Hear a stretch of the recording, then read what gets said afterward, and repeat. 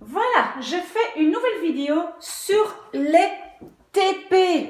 Parce que tout le monde qui apprend le néerlandais à l'école a un jour ou l'autre entendu parler des TP. Et TP, c'est quoi? Ce sont les temps primitifs.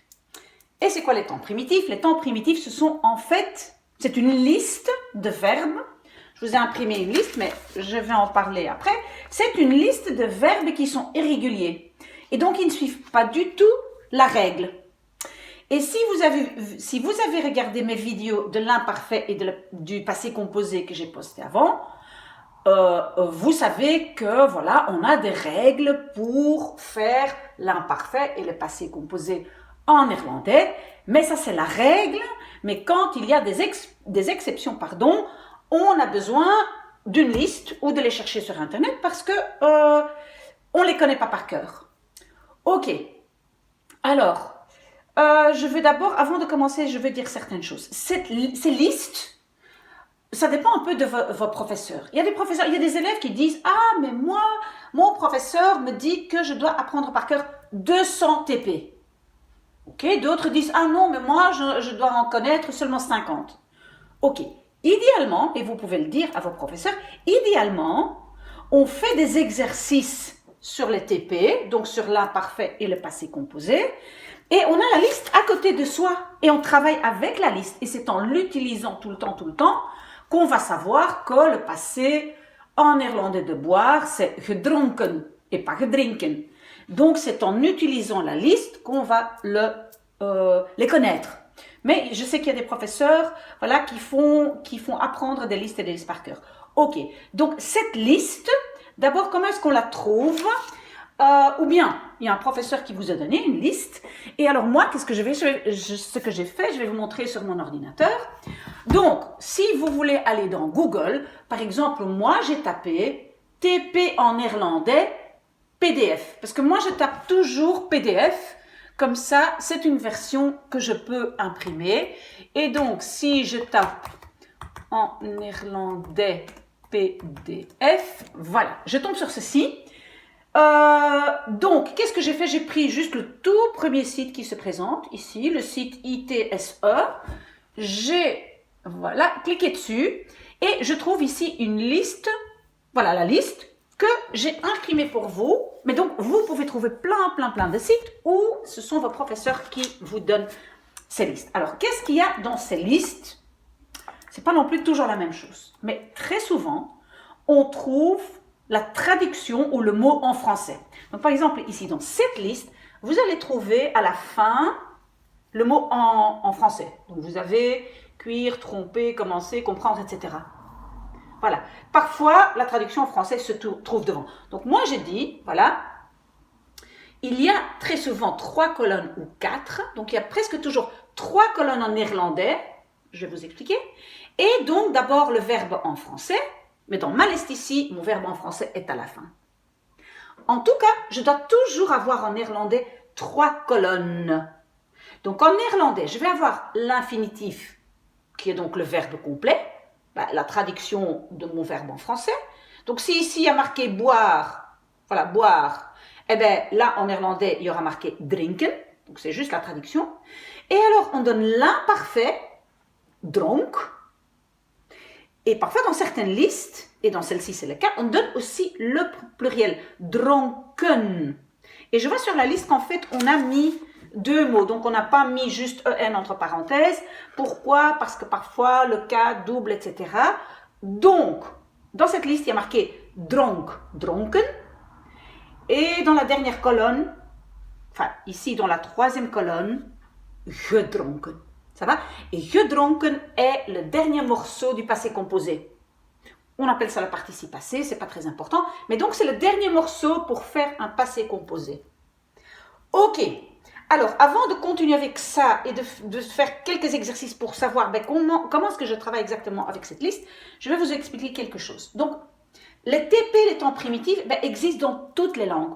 Moi, je les ai étudiés en anglais, en suédois, voilà, toutes les langues romanes et germaniques que moi j'ai étudiées, il y a des TP. Il y a peut-être des langues que je ne connais pas bien, enfin que je ne connais pas du tout, et où il n'y a pas de TP, mais normalement, toutes les langues que moi j'ai étudiées, il y a des TP.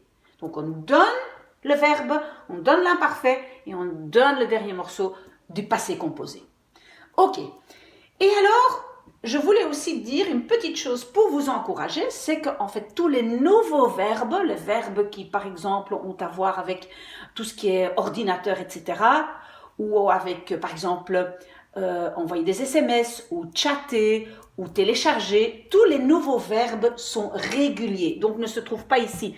Ici, dans les listes des irréguliers, souvent, ce sont des verbes qui sont déjà vieux. Donc, les nouveaux verbes, ouf, heureusement, suivent la règle. Et donc, si vous avez regardé ces vidéos sur les verbes qui suivent les règles, ben, c'est cette fameuse histoire avec Franklin Copé prend son thé chaud, etc. Mais ça, je n'en parle pas aujourd'hui. Sinon, on va tout confondre. Très bien. Donc, je reviens à ma liste. Ici, donc, dans cette liste-ci, j'ai d'abord le verbe en néerlandais. J'ai la traduction à la fin. Ma deuxième colonne est l'imparfait, donc singulier et pluriel. Et ma dernière colonne, c'est le dernier morceau du passé composé. Ok, alors, pour savoir un peu... Ah oui, et ce que je voulais aussi vous dire, c'est que la liste est assez bonne en fait. Parce que vous savez, si vous avez déjà eu des cours de néerlandais, vous savez qu'en fait, je dis le dernier morceau du passé composé, on le donne ici. Mais n'oubliez pas, on a aussi le problème que, est-ce que ce verbe prend ici devant hebben ou zijn, être ou avoir? Donc, cette liste ici, elle dit aussi si le verbe prend hebben ou zijn. Donc, en fait, je peux vous conseiller cette liste de ce site. Mais à part ça, vous faites comme vous voulez. Ok, donc maintenant, on fait un exercice pour savoir, voilà, comment est-ce qu'on va travailler avec cette liste. Ok, je suis allée. Ah, c'est un passé composé. Donc, je vais regarder dans ma liste la troisième colonne. Mais je vais quand même d'abord... Ah oui, c'est le verbe aller. Donc, le verbe aller, je regarde où se trouve aller. Aller est ici. Ah oui, en néerlandais, c'est gaan. Ok, j'ai trouvé la traduction. C'est le verbe gaan. Très bien. Et donc, gaan, je sais maintenant ici, je suis allée, c'est le passé composé. Donc, je vais avoir besoin de la troisième colonne. Et ma troisième colonne dit gegaan.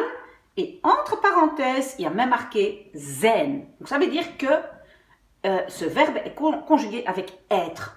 Ok, très bien. Donc, d'ailleurs, en français aussi. Mais attention, ce n'est pas toujours le même verbe qui ont être en français et en néerlandais. Mais ici, par hasard, donc c'est je suis allé. Donc, en néerlandais, on sait que c'est aussi avec le verbe être. Donc, je vais dire ik ben. Et puis, je revérifie ma liste, troisième colonne. Ah oui, gegaan. Donc, maintenant, j'ai le passé composé. Ik ben gegaan. Voilà. Alors, nous buvions. Ah, buvions, c'est le verbe boire. Donc, d'abord, je cherche dans ma liste le verbe boire. Ok, boire, c'est drinken. Très bien. On me demande l'imparfait.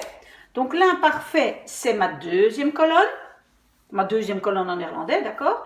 Et donc, je vois que drinken devient dronk, dronken. Est-ce que j'ai un singulier ou un pluriel? Ah, j'ai un pluriel. Donc, je vais devoir mettre dronken, we dronken. Ok. Alors, elle donnait. Ok, c'est le verbe donner. Je regarde donner. En fait, ici, j'ai 3 feuilles. Hein, mais bon, j'ai pris un peu ici au début pour ne pas passer trop de temps à chercher. Donc, le verbe donner, je le trouve. Et le verbe donner, c'est geven. Ok. C'est l'imparfait. Pluriel. Donc, je sais que je dois prendre ma deuxième colonne ici et le pluriel. Donc, je prends... Maintenant, je ne sais plus où est mon verbe. Ici, geven. Donc, il dit gaf, gaven. Je prends le pluriel. Ah non, pardon, c'est le singulier. Elle donnait. Je prends le singulier. Donc, c'est gaf. G-A-F. Donc, ze gaf. Ok, parfait. Alors, maintenant, tu as regardé. Le verbe regarder, c'est kijken. C'est le passé composé.